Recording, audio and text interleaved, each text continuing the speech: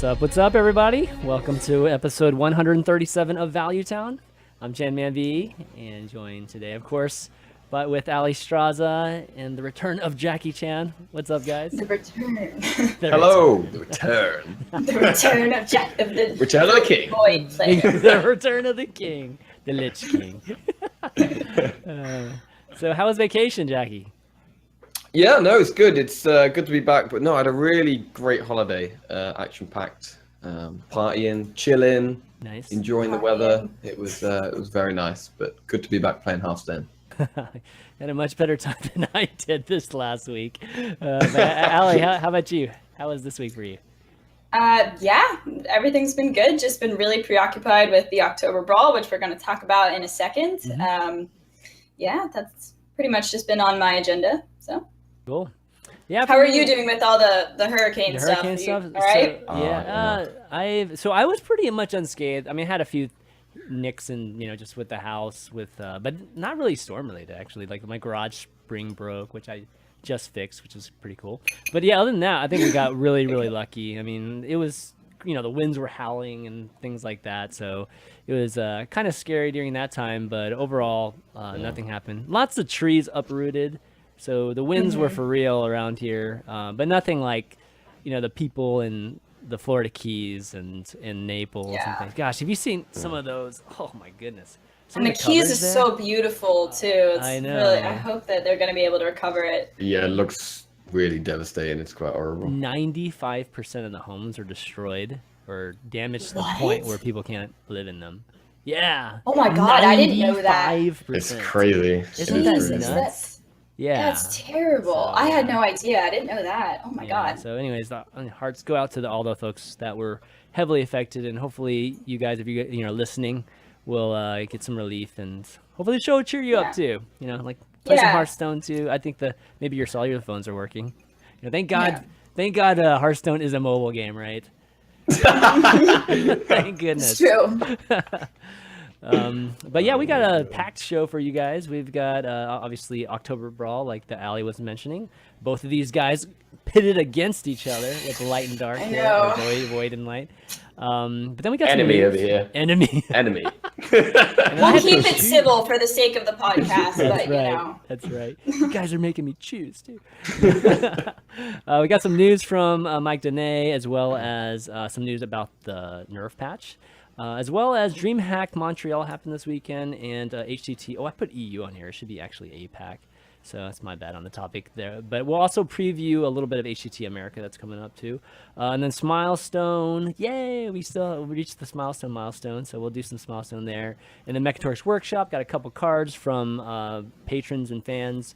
And then we've got a challenge, a host challenge this week. And another deck of the week. So Q&A at the end as always. So if you guys are interested in writing in any questions for Q&A or submitting any cards for Mekkatorque's Workshop, go ahead and do that. ValueTown at ChanManV.tv.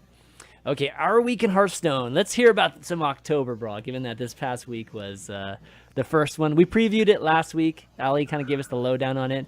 But how was actually getting a chance to start and play with those starter decks?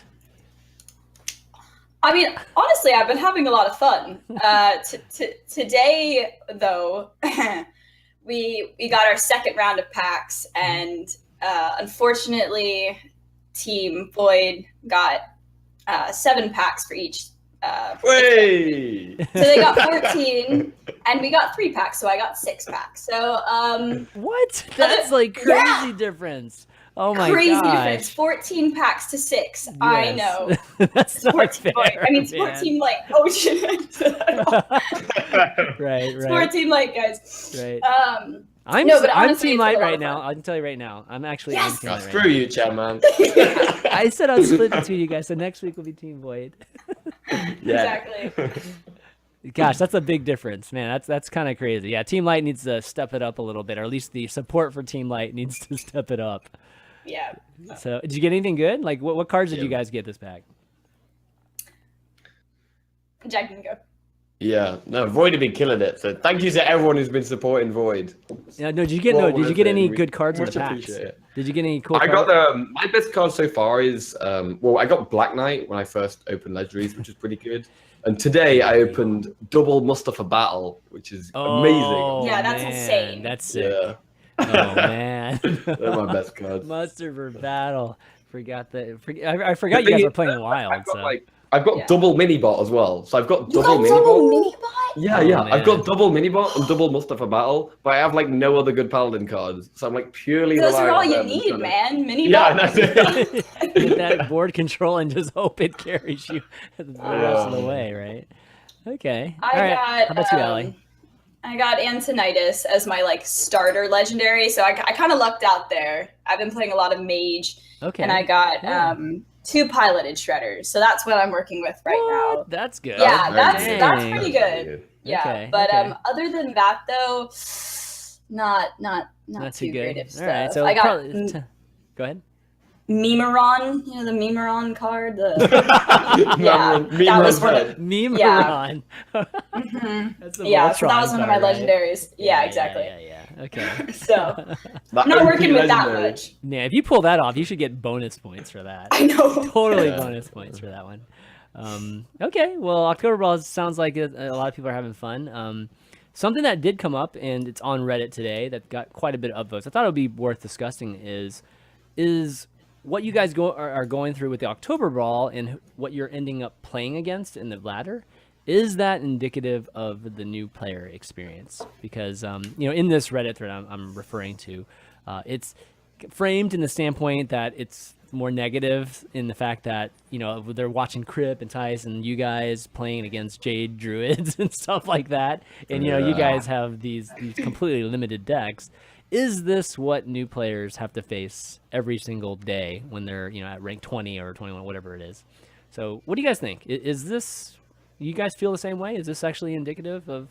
No, I mean, I think that you do get that. Like, you do get, even at like the lowest ranks, you do get people playing Jade Druid and playing like Kazakus Priest. But it is a lot different to playing at ladder at like high legend. Like there's the kind of, it's a lot less consistent. You play some crazy stuff as well. You play against every single class. People trying different stuff out in different classes, but you do get like probably, I mean, if I had to guess, I'd say probably about 30-40% of your games are against a top tier deck, probably. But that's not necessarily a top tier player piloting them.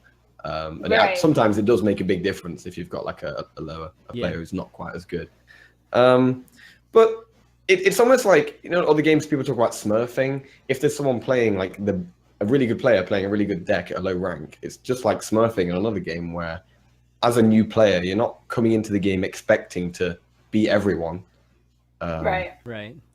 But yeah, you do kind of expect it to be a little bit more of a level playing field than it is. But, So I have had quite a few people saying this to me in chat, like, oh, Allie, is this a representation of the new player experience? And it's not entirely a representation because we have different parameters here. Like we are not allowed to disenchant cards. We're not and craft them. Like that's, new players can do that. That's a big deal. Like I've got multiple copies of Argent Squire, where I feel like I could just disenchant them. Actually, that probably wouldn't be that much dust anyway. But and also we can't purchase an arena, ticket to play an arena game. So it's definitely not the true new player experience. But yeah, I mean, I can kind of see why people are, kind of drawing the comparison in a certain respect. So yeah. I mean, I think the thing that stands out the most, and that, like you guys are both mentioned, it's not really anything that's new. This has been happening for a long time now. Is that at rank 20, you guys end up facing sometimes really good decks because some people just have a lot of cards at that rank, whether it's smurfing or it's just bad players that just have really, really good cards. And it's indicative of just the ladder again. Like, I don't think the ladder is like wide enough right now. So you have a lot of people clumped up in that 20 range. I think somewhere in that 40% of players is probably rank 20, 30 or 40% of players are probably in that rank 20 area. So there's a lot of people in that area, and there's a big range, and you don't really separate them very, very well. Yeah. I think like net decking is something that has kind of become more and more popular as Hearthstone's gone on as well. Like towards the start of Hearthstone, there was kind of like not so much net decking. People were just building their own stuff. And nowadays there's a lot of it. And you see kind of all stages of the ladder. You'll see Jade Druids, you'll see Kazakus Priests. It's Right. People are, it's very, a lot of people are very aware what the best decks are. Whereas when I started playing the game, that wasn't the case.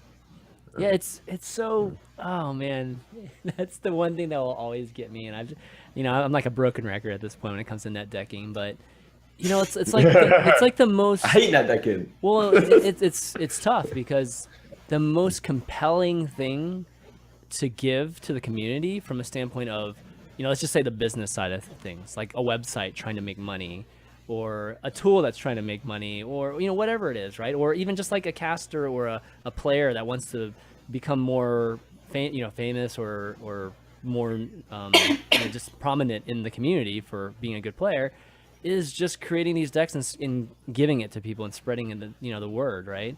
All of those things are in line with doing that. But at the same time, net decking, I think, is one of the worst things for the game. So it's so crazy. It's funny because I do agree with you, but there is a large portion of the community that like doesn't support how do I say this? Like doesn't support creativity sometimes. Like, I've gone to make like that dragon mage deck. Like I was like, all right, I'm just gonna try and make this thing. And a lot of the people are just like, why are you playing? Like why are you trying this? So it's almost like I definitely see what you're saying, but there is a portion of the community that's just like, well, why are you playing a bad deck? Like play Jade Druid, play Kazakus Priest. And so it's definitely different attitudes, but I love creativity. Like I definitely think that net decking has gotten a lot worse and stuff like that. But I'm definitely guilty of it. Like I net deck all the time. Everybody's trying to win in Hearthstone, and that's everybody's trying to win. Exactly. Yeah, that's the objective. It's just it takes a lot away from Hearthstone, but I think overall it's not a new player experience, I think was what we're concluding, because you guys can't dust anything. That's so huge, not being able to dust and even get the cards at the same time. At the same time, we are getting given a big chunk of packs every week. That's very true. Which is probably more of an upside. Well, in the short term, it's more of an upside. Yeah. In the long term, obviously, it's better to disenchant.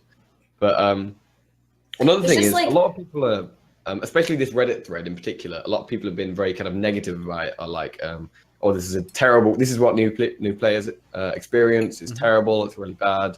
That I've watched the streamers doing the Oktoberbrawl, and it's kind of not very good to watch. But personally, I've been having a great time doing it. I'm all the way up to rank 13. I've been playing loads of different decks. I've been like putting lots of time into it, and none of my decks are particularly good. Like if you look at any of my decks, you'd think that is terrible. So are you rotating between classes and stuff? Are you? I'm trying. Oh, you are. Okay. Yeah, I'm trying different things. Yeah, I don't know which is my best deck. How many classes do you feel like you can work with? Because I kind of feel like I've got 3 classes, and I tried to go and make decks with other ones, and I just simply don't have enough cards for other classes. Yeah, I've probably got like about 4 or 5 probably. There's 4 that I just wouldn't even try, but yeah. Right. Probably about 4 or 5. Any of them hunter by chance? No. No.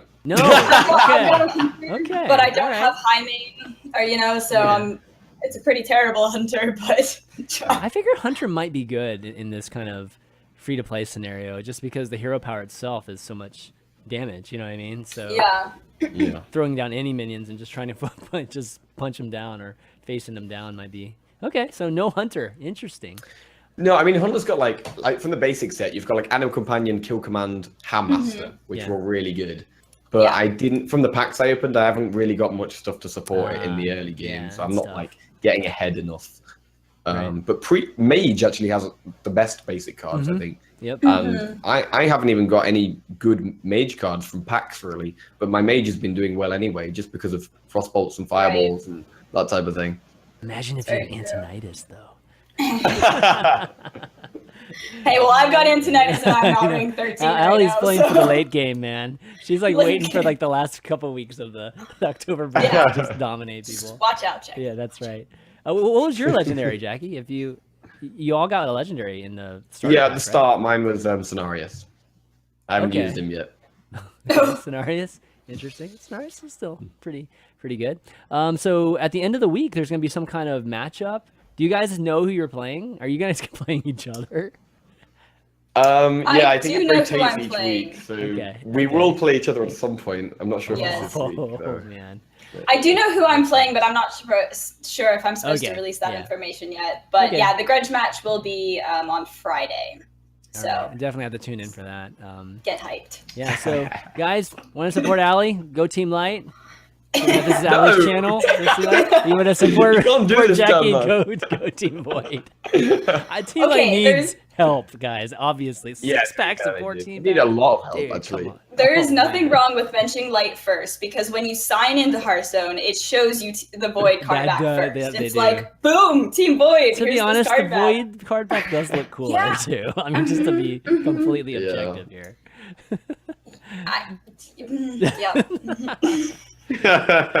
Okay, well let's talk about some news, because we've got a couple things from the developers. So it was announced today that the nerf patch that we talked about last week is going to be happening on September 18th. So next week, kind of Tuesday like always, we'll be able to play with all these nerfed Yeah. innervates and things like that. And Right. Jackie, you weren't here last week when we talked about it. So what's your general thoughts on maybe the 5-minute summary of the nerfs? The nerfs? Okay. Hex. I think it's one of those cards where it's always been very strong, but it's always depended whether it's been played or not, whether on like if Shaman has good cards to support it or to work with it. So it kind of goes in and out of the meta depending on if Shaman has good cards or not. But I think the reason I like the nerf is that Shaman has a lot of stuff in the 3 mana slot and not as much stuff in the 4 mana slot. It's true. I think it's perfectly Interesting. fine. I don't see a particular reason for it to happen unless they're planning on printing control Shaman cards that are particularly strong in the near future. But I think a 3 mana Hex was always a little bit too strong, so I'm completely fine with that nerf. Warx did seem a bit. This is the big one.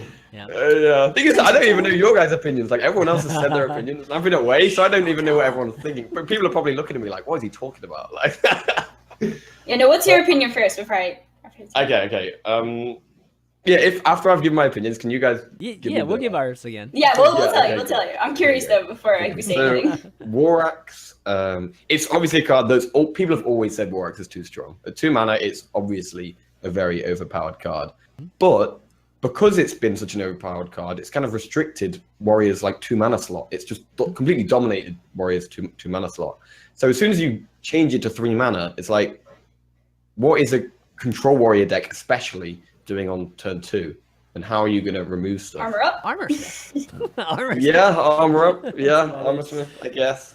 Yeah. But it just seems a bit weird though. Like it's almost like I wish Fiery Warriors could be 2.5 mana. If it could be 2.5 mana, Yeah, we that could would add be half increments. That would be interesting. perfect. So Okay. it's one of those where I feel like it is definitely too strong at 2 mana, and so something had to be done about it eventually.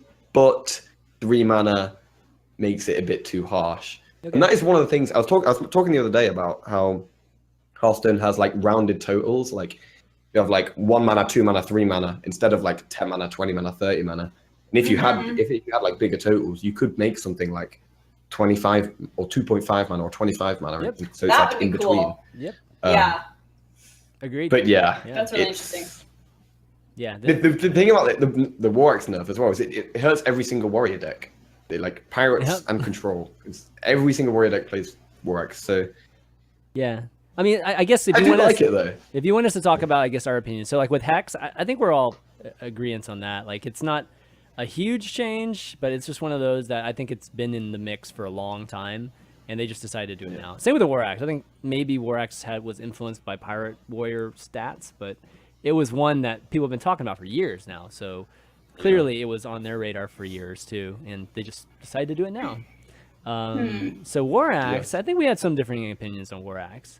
Like I was pretty similar to you, Jackie. I think it frees up design space for Warrior. I just think the bat timing was terrible because they didn't prepare for it. Like there's nothing in the 2 slot or anything preparing the Warrior for this change. It's just pretty tough.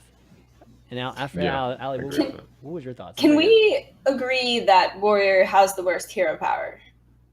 Like, yes. Okay, so the reason that I think Warrior having the best weapon, like, it makes sense that they would have the best weapon because they have the best hero power, right? Because you can use weapons, because your hero power allows for it. So I didn't have a problem with it having the best weapon because I think represents the class completely. And I don't think that Fiery War Axe was nearly as powerful as something like Innervate. And so you could probably make the same argument. Well, Innervate, is a representation of the Druid class, but I just don't think the power level was, like War Axe's power level isn't nearly as much. So I didn't really like the nerf. I feel like it should be known for having the best weapon, and it's Warrior. It should have the best weapon. End of story. But that's my opinion. Yeah, thematically it should. I agree with that totally.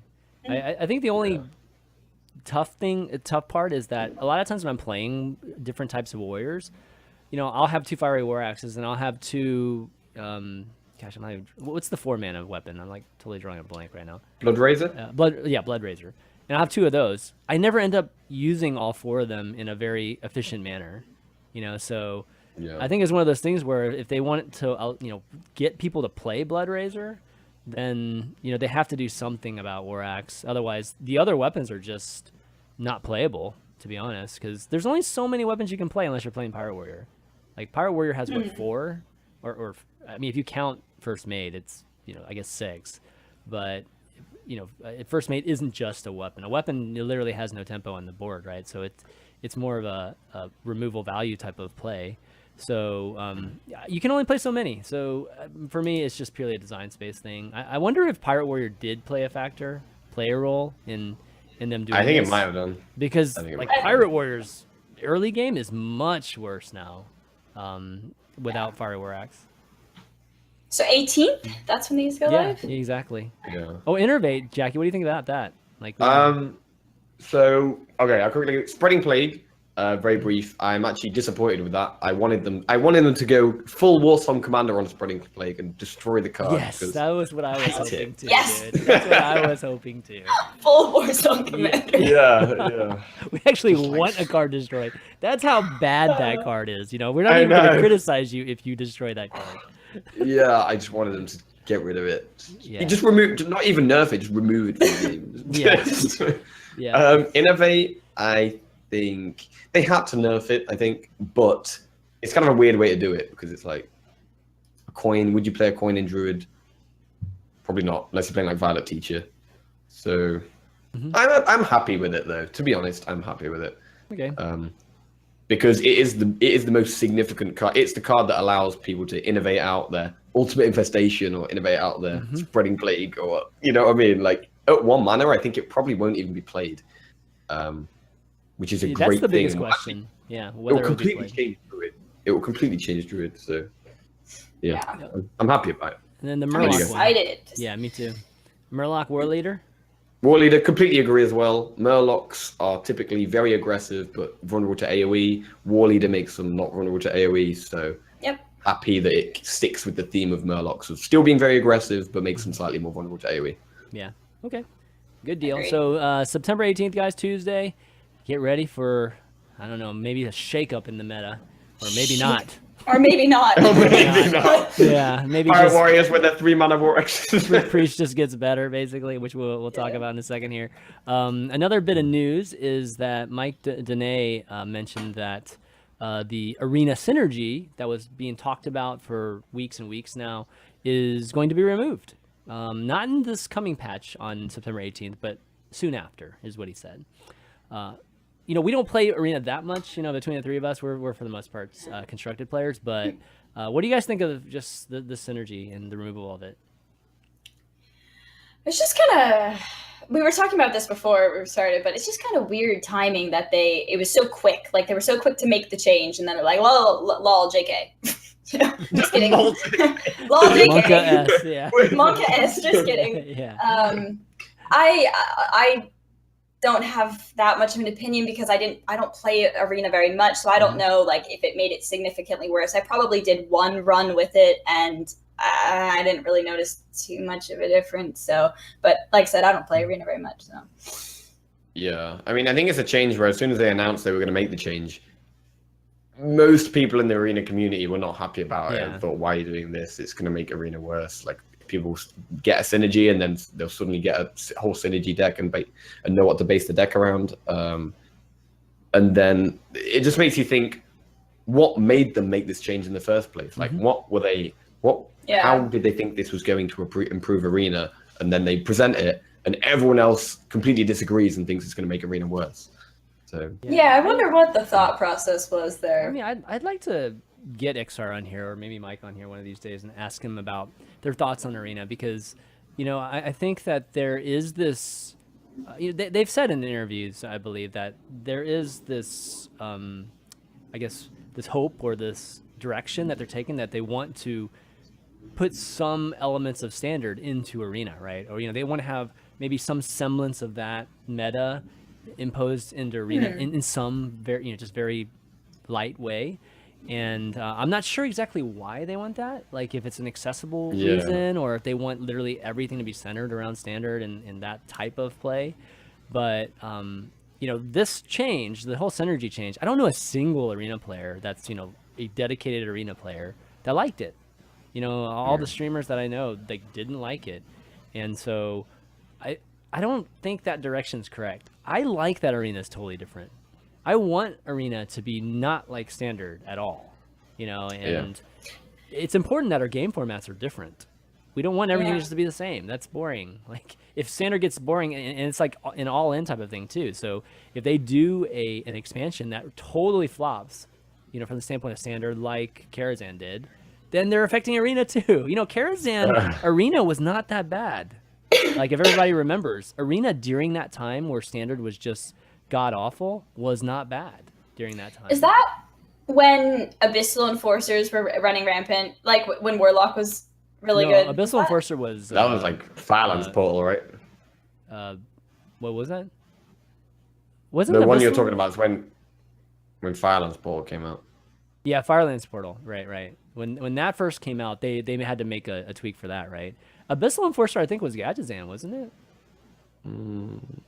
I have no idea. Actually, I can't remember now. I think it was. I can't remember. Yeah, it's I just remember there was a point in time in Arena where Warlock was like OP because you would get Abyssal Enforcers all the time. But yeah. I mean, those kind of changes they've tweaked, right? But for the most part, it wasn't bad. You know, like I think that Arena, some of the best moments in Arena historically has happened within this last year. So, you know, I think this move to try to, you know, synergize things, you know, in a way, even though this whole thing is about synergizing the first two, isn't necessarily a great idea. It's good that they rolled it back, though. You know, I applaud them for actually making a change, because it's very rare we see Blizzard, you know, be able to react in that really quickly. fashion. Yeah, Yeah, that's a good point. It's definitely good. So anyways, yeah, all the Arena folks, I'm sure, I think most of the Arena community is going to be happy about this, and we'll be seeing that definitely in the near future. Okay, let's talk about some of the events that happened, because I think the events were really, really interesting, just because you start to see at least what the event meta is. You know, it just becomes more and more clear. And we had Dreamhack Montreal happen this weekend, as well as HCT APAC. And Dreamhack, you know, Muzzy ended up winning it. So Muzzy notches another win for himself. You know, that just isn't quite HCT, but you know, he sure can win a lot of these other tournaments really just at a high frequency. But you know, one of the things that I noticed about watching that, and a little bit of APAC too, I couldn't catch as much just because it was so late at night, is a lot of priest versus priest. Like a lot of priest versus, you know, pirate warriors. And you're seeing a lot of that, because there was bans, right? So people would either ban Jade, or they'd ban Priest, or they'd ban Pirate Warrior, right? It's just kind of one of these, pick your poison. So we saw a lot of Jade Druid banned, and actually sometimes when Jade Druid wasn't banned, it just didn't do well. So it was a very, very odd odd weekend. But Priest versus Priest was I don't know. I definitely have some opinions on it, but I kind of want to get y'all's thoughts on just Dreamhack. What would you guys, if you guys caught any of the matches, if you think any of these the meta right now is, any thoughts on the meta right now? I caught a little bit of it, just in reference to the Priest versus Priest games. I mean, I do love playing Highlander Priest. Like, I think it's a lot of fun. But yeah, like the first few turns are just nothing's going on, and then so, and it's funny because a lot of people want to control meta, but I think a lot of the time when it comes to tournaments, like the really long games in the tournament setting, it's kind of like, like it's a little bit draining sometimes when it's just extremely long. But obviously, like, there's a lot of different ways that you can play those control decks, and I do think it's very interesting to watch the best players in the world, like what play they would make. It's definitely interesting to watch. So okay. Yeah. Jack, I know you were out for a bit, but have you seen just some Priest versus Priest matchups? Yeah, I mean, I didn't watch Dreamhack, but I'm aware of the like meta at the moment. And we were saying this the other day, where personally I feel like the best kind of meta is a very mid-rangey meta, with a lot of good mid-range decks and a few good aggro decks and a few good control decks. And right now the meta is completely different to that. The meta is like, there's a lot of very fast aggro decks, and then there's the super strong control decks in like the Kazakus Priest.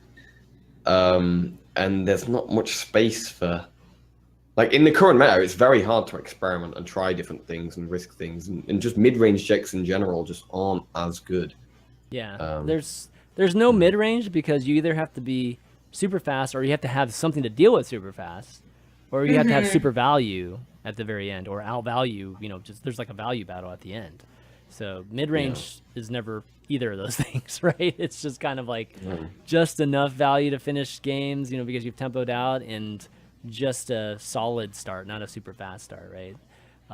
It's definitely tough. It's funny. I definitely agree with you, Jackie. Like, I like a mid-range meta. I do think that mid-range decks are sometimes easier to play because they're kind of curvy, Hearthstone, obviously the middle game. But in terms of just the ladder experience, I feel like I do enjoy a mid-range meta for sure. So I'll agree with you there. And the one thing I have to say too is, like, given that I saw a lot of the Priest versus Priest, you mentioned it a little bit, Allie, that the early turns are just nothing going on. I love playing Machine Gun Priest too. Just Highlander Priest. I mean, I think Highlander Priest is one of the most skillful decks right now too to play properly. Absolutely, yeah. And it's got elements of, it's kind of weird, but even some freeze mage in it. Like it's got that kind of skill cap to it.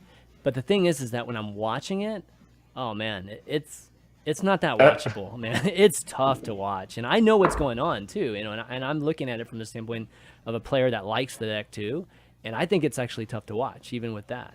I don't think it has necessarily that much to do with the casters. I mean, I think the casters could influence a little bit, but it's just hard to really create a great frame for the spectator when everybody has 10 cards. Like, there are so many lines that can possibly happen, and most of the spectators aren't great players, so they're just like waiting and just watching. And the problem with this Priest is that if you're just waiting and watching, all of a sudden just something happens at the very end, and you don't even know what the buildup was until that machine gun finish, right? So it's kind of like, I feel like the spectating is not very good right now, just given what the meta is. And I wanted to bring up the question is, like, can we do anything from the standpoint of production to help with that? Because it doesn't matter what it is. It could be it could be a handlock. It could be any deck that forces you to have a ton of cards, or at least a control deck that the player has a ton of cards and a ton of choices as to what to do. That it makes it difficult. This Priest is just especially difficult because the hero power at the end is triggered by any card. So there's no specific theme to a card. It's any card resets the hero power. So it's a weird way of even looking, not a very simple, very complicated way of looking at Hearthstone too. So yeah, what do you guys think? So do you think it's hard to see what's happening because purely because of the number of cards, or is it because they're all clumped up together and it's hard to actually see what they are? I mean, it could help if it was separated a little bit, but still, I think it's just the number of choices, the number of lines. I mean, that's what's so impressive. That's why this deck has such a high skill cap, is because there are so many different things that you can do, and it just becomes a less great spectating experience whenever that happens, because we don't show anything.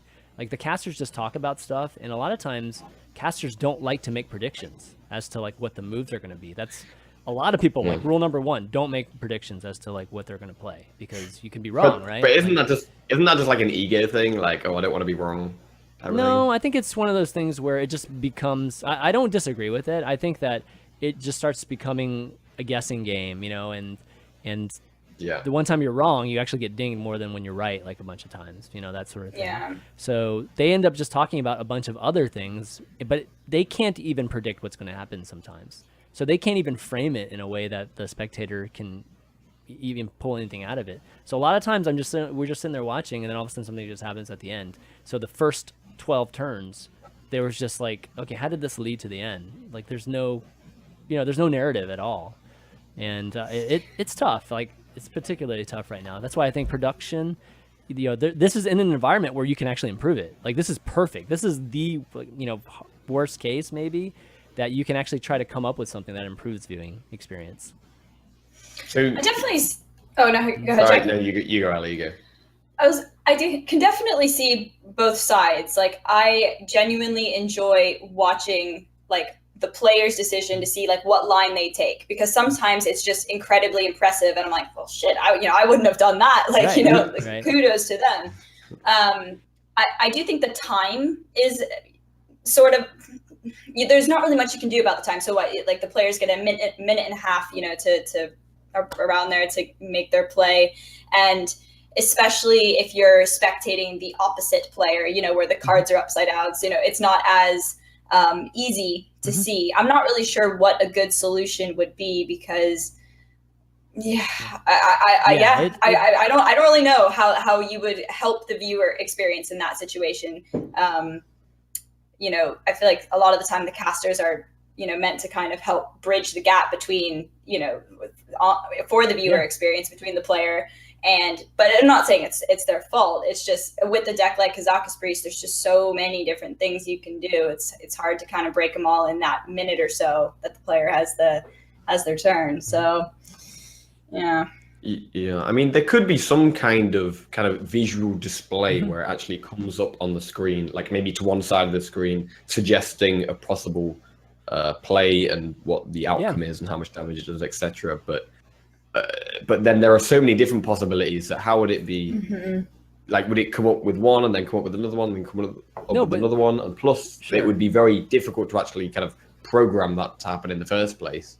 Yeah, I mean, so you're right that, you know, that there's obviously a lot of different combinations. And I mean, ideally speaking, if there was a, you know, piece of software that could, you know, just have a lot of computing power and figure out exactly what the best play is for each person on each turn, and it actually graphically shows it, I think that would probably be the most ideal thing. It's not going to happen because it requires, you know, just some kind of ridiculous, you know, I think a software power and things like that. Yeah, exactly. It's going to require like a very, very, you know, something that goes through all the combinations and things like that.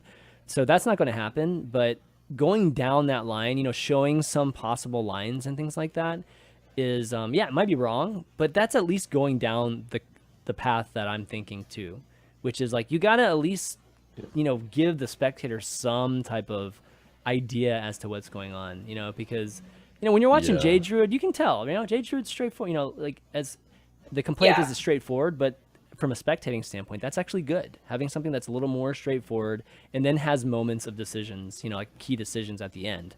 That's like probably the most ideal kind of situation. So if we have an environment like this, we definitely need assistance, you know, from the standpoint of spectating. I'm talking to general audience, guys. Like, you know, most of the people that are probably not good at not experts. Yeah.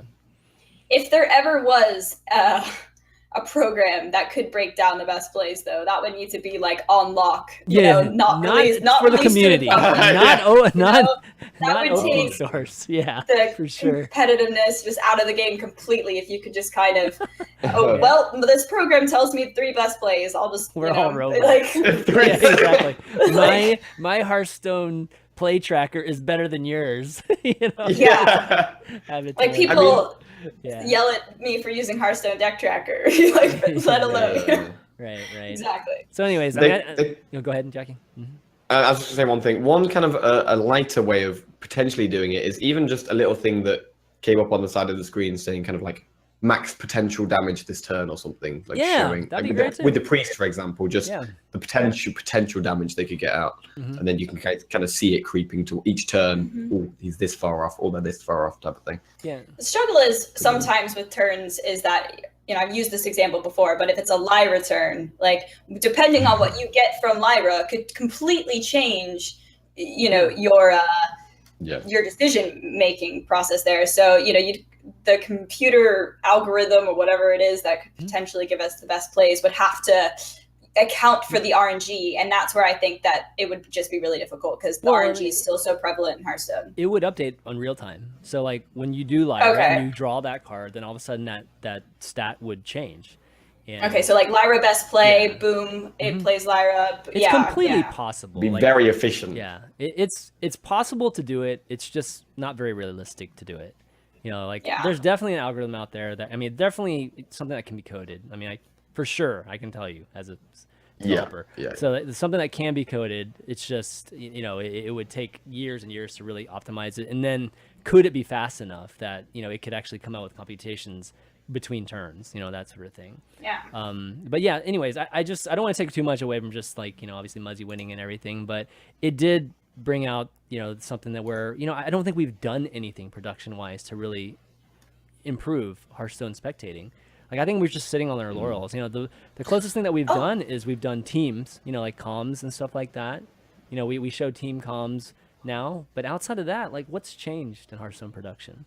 Like, actually, not much. I would like to say, it was a while ago, probably a couple months ago, but I think that they were discussing potentially adding a tournament spectator mode within the game. So I think that actually could improve the experience. Like, obviously you could still have it up on your TV or something to listen to the casters and what they're saying. But if you had all of the cards, like from first point of view, like you're playing the game, I don't know, maybe it would kind of give you a better viewing experience of, you can pretend like you're playing and it might, I don't know. That's it. I'll throw out an idea out there. Like, I think that's pretty good. Why not just come out with you write a bot, have Blizzard just have somebody write a bot for you in the chat bot and have people vote on like what they think the right play is, and then compare what the chat bot's percentage of right play is compared to what was actually done there.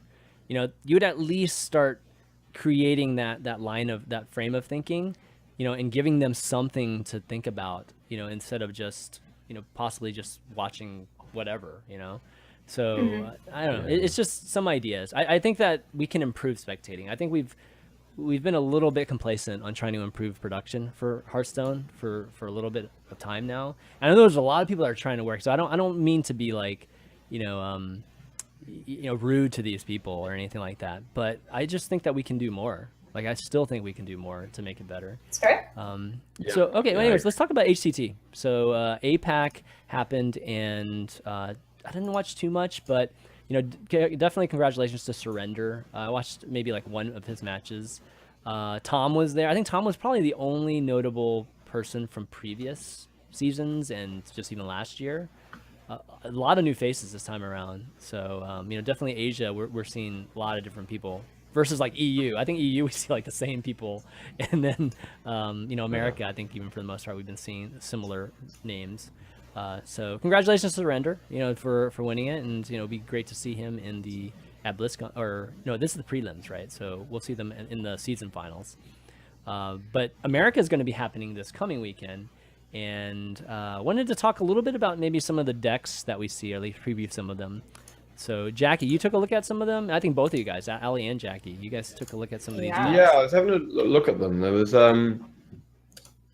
Well, there's a lot of. I'll specifically look Well. at Shaman because every single Shaman that everyone has brought is Evolved Shaman, except for a player called Frior, who has brought a mid-range Jade Shaman. Yes. Nice. And That's it's cool. not just a normal mid-range Jade Shaman. It's got Ardent Squires, Corpse Takers, and Alakir. So like I haven't played it. I haven't played a mid-range Jade Shaman like this at all. So I'm actually interested to know. I want to watch him, see how well it does. Yeah. Because I have no idea what to expect from it. Yeah, this site on Hearthstone Top Decks, by the way, has a pretty cool like graphs of like just what the North American or just the American decks are distributed. So you can see the class distributions. You can see even just some of the decks too, specifically. No surprise, Jade Druid is number 1, and Kazakhstan Priest is a close number 2. Yeah, one of the best things though is that about this tournament is that there's not a single class that is not represented, whereas in a lot of previous events there has been, say, Warlock or Hunter have been just unrepresented completely. Yeah. Whereas that's not the case now, which is a positive. Yeah, definitely a positive. Hunter getting some love from somebody. That's From amazing. Can we talk about Monsanto's lineup? All right, yeah, let's talk about. Let me find Monsanto's. There we go. Here we go. Oh yeah, this is a good one. He's bringing Quest Druid, Quest Mage, Quest Rogue, and Silence Priest. Apparently I just saw Ant's tweet like 45 minutes ago saying that he did really well in the practice round with this lineup. So I'm excited to watch this and see how it all goes. Honestly, Can we have a look at this Quest Druid? Yeah, dude. Ramp Druid, baby. It's going to happen. It's going to happen. Yes. Okay. So. Oh, he got Sated Thresh. Oh, wow, got Beast in there. This looks great. He's got Sated Threshadon in here. Oh my god, this is way different than mine. Okay. Oh, he's got Menagerie Word in here too. Sweet. Oh, Crazy. This is good stuff. Wow. Oh, he's playing Fate Spinner. I haven't seen that card played in competitive yet. Yeah, Fate Spinner. Oh, I haven't either. Ah, cool. I tried it like on day one. That's about it. You can actually get it off. Yeah, it's true. It is a pretty good AoE. So he's going down the route of more of the beast Menagerie Warden, because all these beasts and minions have more than 5 health or 5 damage, right? So as long as you're doing that, you're finishing the quest too. So I don't know. I'm really curious to see how this ends up. I mean, the Threshadon is so interesting. I guess he's trying to go for Bone Mare on some of these Murlocs that are created. That's really cool. Ultimate Infestation is like the best card for this deck as well, because you complete the quest and then you draw for like 5 cards. Oh my god! You play all these free things. You play like 5 free minions if you draw them or something. It's crazy. Yeah, that's true. That's so good. Oh man, I'm excited. Go Monsanto! Yeah, I'm totally ready. I'm totally rooting for him now. And he brought Quest Rogue too. Like, I think Quest Rogue's making a comeback. I think like so, people are playing Quest Rogue. Yeah, I was playing Quest Rogue a few weeks ago. I saw Dog playing it a couple of days ago. Yeah, Dog's bringing it back. Yeah. I think people have been experimenting with it, and it's been doing kind of better than expected. It's funny, Jackie, because I remember you saying this like a month ago, or maybe even more than that. You're just like, I don't think Quest Rogue's that bad still, and then everyone just stopped playing it. But now it's just magically predicting the future. I think that it's surprising that the version he's bringing is very similar to just the last, viable Quest Rogue. I would think that things would have changed though. I still think this could be tweaked. Like, they didn't really. Tweak definitely. I don't really know what the newer list look like. Like, what does Dog's list look like? I'm not sure. I think it looks like this. I don't think there has been very many innovations to it yet. I think. Yeah, I mean, one thing I was initially thinking was that current, like, more recent versions of Quest Rogue would have more kind of slower taunts and anti-aggro stuff, because you need more time to complete the quest. You're going to need to kind of have more stall mechanics. Yeah. But there really isn't any, other than Valera. Valera's the only kind of extra thing, but there's no like Tar Creeper or anything like that in it at all, in this list specifically. Yeah, you think it would need something like that. But anyways, I'm going to be very excited to see some of his matches. There's a lot of, obviously friends of Value Town there on here too, like I think Amnesiac, I think Sidonia, I think Dr. Chikaniki is in here too. Yeah, Dr. Chikaniki was on a few weeks ago with us. Fibonacci, Phenom. There's a lot of very familiar faces. Hot Meowth. So yeah, definitely tune in. Just saying too. I'm just like all these names that we just know, that've been on the show. Yeah. So yeah, definitely tune in and root for your favorites because this is the last. This is the last season, or at least this is the last chance to get into the season finals, and obviously kind of try to get your ticket to BlizzCon. So pretty exciting weekend coming up here for HCT. Sweet. All right. Definitely. Good stuff. All right. Anyway, want to take some time now and give a shout out to obviously our patrons that support the show. Those of you who don't know that Value Town is 100% supported by the Patreon right now. So if you want to support the show, you can go to patreon.com/ValueTown and throw a pledge our way. You got an extra $1 or whatever it is, and you want to help us keep the show going. Definitely consider doing that because we'd really appreciate it. But want to spend some time, give thanks to the folks that already are doing that and are doing some of the deck of the weeks and stuff with us already. But our legendary producers, Mike T, Rami S, Marshall O, thank you so much guys for being those top patrons every single week. And some other patrons we want to say thank you to is Davin P, Havoc, William C, Gary D, Jamkin, Dan, I think it's an O. It might be a 0, but I think it's Dano is how you say it. Dano. Eric L, Jackpot 777, Feldy Locks, Nicholas B, and Ricardo V, just to name a few. Oh, and Dustin H too. Thanks so much again, guys. And we've made the Smilestone milestone again. We made it last week, and Jackie wasn't here for it, but we made it again this week. And for those of you wondering what the heck is Smilestone, well, guys, this is where we take a little bit of time off, 30 seconds to be completely exact, and we just show our appreciation for Hearthstone, and we just smile for 30 seconds. So we'll start in 3, 2, 1.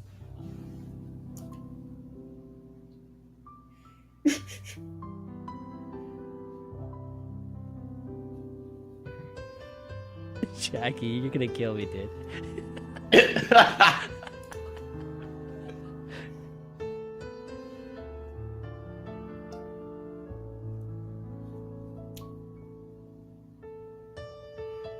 You're like in pain, dude. This is not supposed to be in pain. Okay, here we go. All right, 30 seconds. Yes. Jackie's closing his eyes. Like, yeah, this no, is painful. he's like, that's how my son smiles for like. It's fine for like 15 seconds, and then it just becomes a challenge. It's like this is hard. Isn't that sad? We can't smile for more than 30 seconds at a time now. What is this world coming to? Yeah, thanks so much, guys. No, that's that was for you guys, the patrons out there. And again, if you guys want to help us out, go to patreon.com/ValueTown. Also want to give a shout out just to some folks that are helping us out on iTunes by leaving some 5-star reviews. And just if you can